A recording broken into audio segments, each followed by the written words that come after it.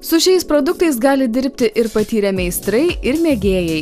Norint sukurti išskirtinį interjerą, nereikia didelių pastangų ir visus darbus galima atlikti patiems.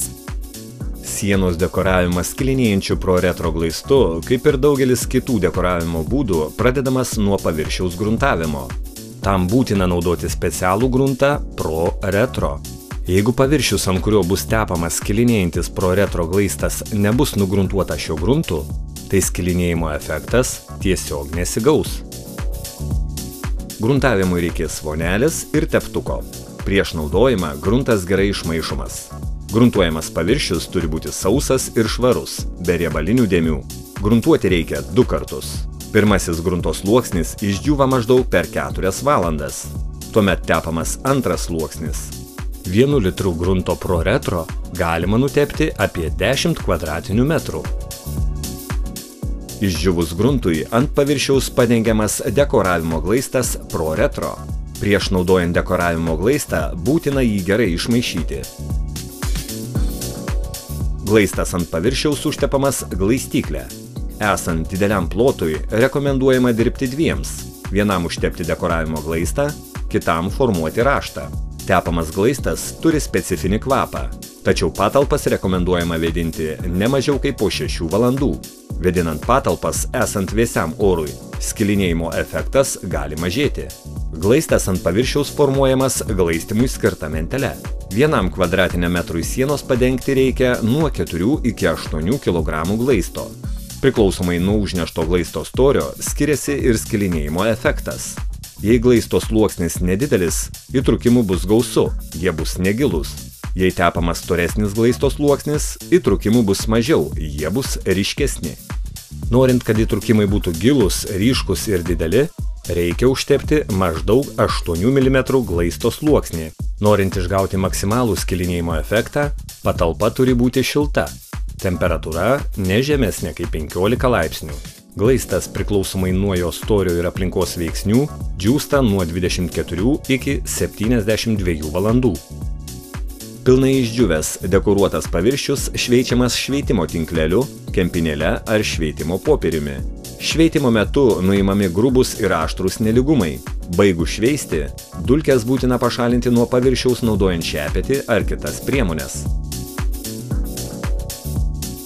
Tuomet nuvalytas paviršius gruntuojamas laku Aqualac.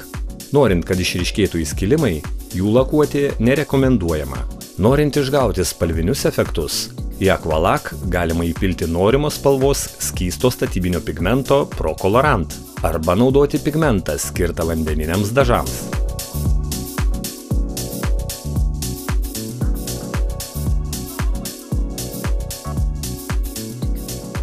Spalvotas lakas Aqualac teptuku įtepamas į įtrūkimus ir plaunamas drėgna kempine.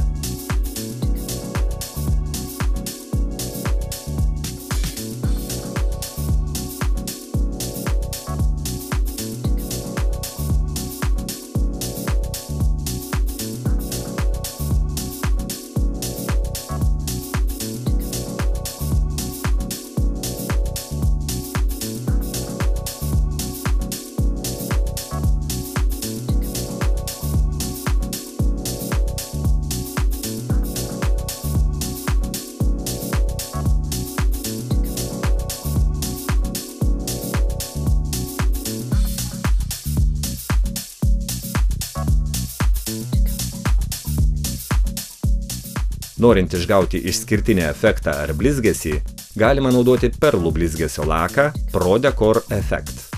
Jo užpildyti įtrūkimai įgauna ne tik spalvą, bet ir aukso, sidabro ar bronzos blizgesį.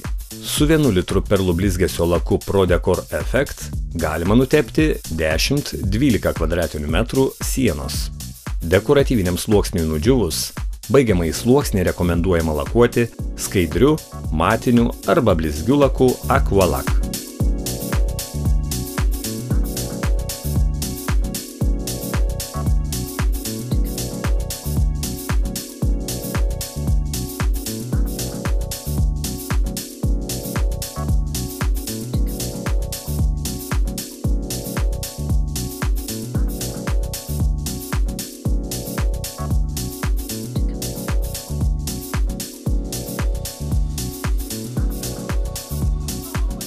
Naudojant Pro retro produktus, jūs kursite savitą ir tikrai išskirtinį interjerą.